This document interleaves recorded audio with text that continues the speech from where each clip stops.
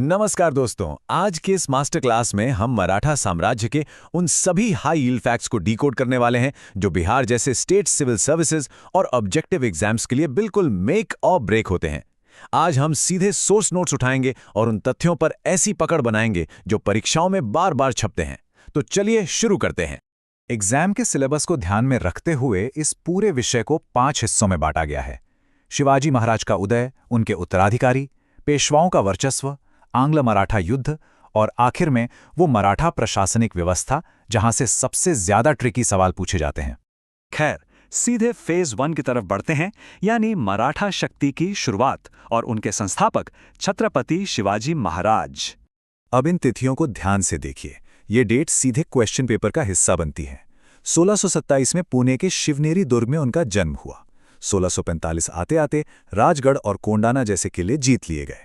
1656 में रायगढ़ को राजधानी बनाया गया। लेकिन यहां सबसे ज्यादा पूछी जाने वाली डेट्स कौन सी हैं?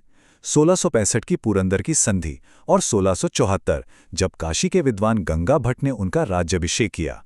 इन दोनों को बिल्कुल नहीं भूलना है। जरा इन सोर्स नोट्स पर गौर कीजिए। यहाँ 1665 की पुरंदर की संधि का बड़ा क्लियर जिक्र है। ये किसके बीच हुई थी? मुगल कमांडर जयसिंह और शिवाजी के बीच। इसका सबसे टेस्टेबल फैक्ट जानते हैं क्या है? इस संधि के तहत शिवाजी को अपने 35 में से 23 किले मुगलों को सौंपने पड़े थे। इसे एकदम रट लीजिए। अब आते हैं फेज 2 पर। 1680 में शिवाजी के निधन के बाद साम्राज्य में एक असंगठित और उथल-पुथल भरा दौर शुरू हुआ। इस पूरे ट्रांजिशन को समझने के लिए इन दो मुख्य उत्तराधिकारियों को देखना होगा। एक तरफ संभाजी थे, जिनका 1689 में मुगल सेनापति मुकर्रब खान ने कवि कलाश के साथ निर्मम तरीके से अंत कर दिया था। वहीं दूसरी तरफ थे शाहू। मुगलों की कैद से छूटने के बाद शाहू ने 1707 में खेद का युद्ध जीता।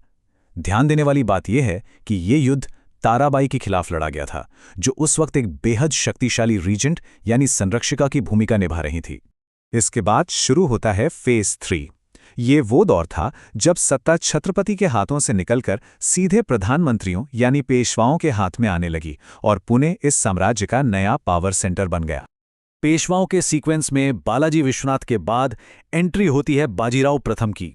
नोट्स में स्पष्ट लिखा है कि विद्वान रिचर्ड टेम्पल ने इन्हें फाइटिंग पेशवा या लड़ाकू पेशवा की उपाधि दी थी। सोचिए, इन्होंने अपने कार्यकाल में 29 युद्ध लड़े और 1737 में तो सीधे दिल्ली पर ही आक्रमण कर दिया था। इन दोनों महान पेशवाओं का अंतर एग्जाम की दृष्टि से बहुत जरूरी है।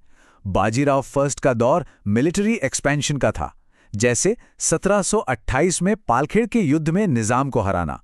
वहीं बालाजी बाजीराव का दौर आगे चलकर सेंट्रलाइजेशन का बना।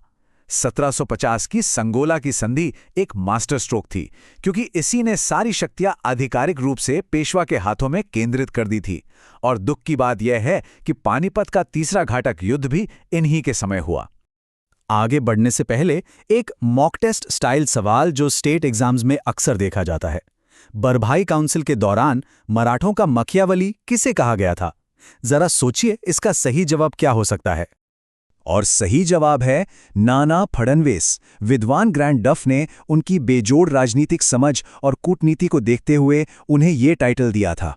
असल में जब माधव नारायण राव द्वितीय छोटे थे तो 12 सदस्यों वाली बारभाई परिषद के माध्यम से नाना फडणवीस ने ही पीरी सत्ता को बखूबी संभाला था।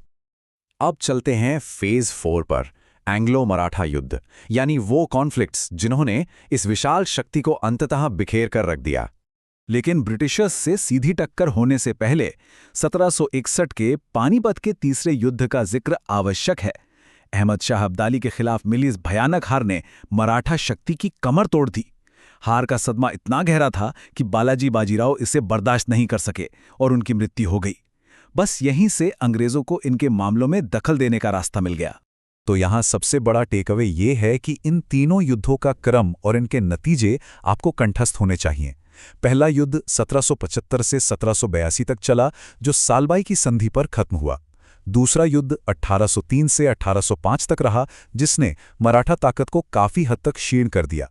और तीसरा युद्ध 1817 से 1819, ये आखिरी कील साबित हुआ, जिसमें पेशवा का पद ही हमेशा के लिए खत्म कर दिया गया। इन्हीं युद्धों के दौरान एक शब्द बार बार पेपर्स में गूंजता है, पिंडारी। ये अशिक्षित और अनियमित सेना के लोग थे जो मराठा के जंगलों में रहते थे और मराठाओं के मिलिट्री अलाइज थे। विद्वान मैल्कम ग्रे ने तो इन्हें मराठाओं का कुत्ता तक कह दिया था। बाद में तीसरे एंगल मराठा युद्ध के समय गवर्नर जनरल लॉर्ड हेस्टिंग्स ने इनका पूरी तरह दमन कर दिया था। चलिए अब आते हैं इस सत्र के सबसे क्रूशियल और मार्क्स दिलाने वाले हिस्से पर। फेज 5 मराठा प्रशासनिक व्यवस्था। ये ऑब्जेक्टिव एग्जाम्स के मैच द फॉलोइंग सवालों के लिए बिल्कुल गोल्ड माइन है। इन सोर्स नोट्स में शिवाजी की राजस्व प्रणाली यानी टैक्सेशन मेथड्स को दिखाया गया है। यहाँ 2 क्षेत्रों का जिक्र है, स्वराज्य जहां शिवाजी का प्रत्यक्ष शासन था, और मुगलताई जहां मुगलों या बीजापुर का अधिकार था, लेकिन शिवाजी वहां से भी टैक्स वसूलते थे। और यहीं से निकलते हैं वो 2 सबसे मशहूर शब्द।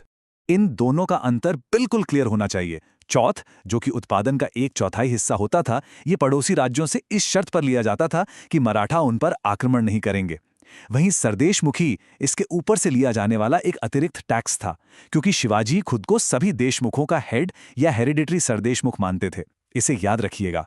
एक और सब्जेक्ट जो हर एग्जामिनर का पसंदीदा है वो है शिवाजी का अष्टप्रधान यानी 8 मंत्रियों का मंडल। ये 5 मंत्री तो बिल्कुल रट लीजिए।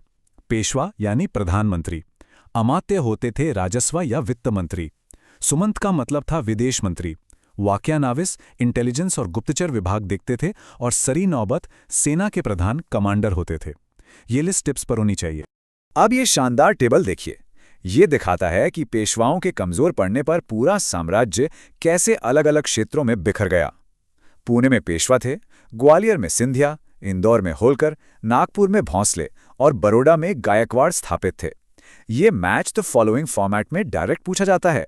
बेहद स्कोरिंग टॉपिक है। प्रशासन से जुड़े कुछ और हाई यील्ड शब्द हैं जो डायरेक्ट नोट से आए हैं। सरंजामी, जिसे मोकासा भी कहते थे, ये वो जागीर थी जो नगद वेतन के बदले दी जाती थी। वतन एक अरबी भाषा का शब्द है जिसका मतलब है सर्विस के बदले दी गई कर मुक्त भूमि। छोटे प्रांत के सूबेदार को कमाविजदार और बड़े प्रांत वाले को मामलतदार कहते थे। वहीं पेशवा के सचिवालय को हुजूर दफ्तर कहा जाता था। इन टर्म्स को कॉपी में नोट जरूर कर लें।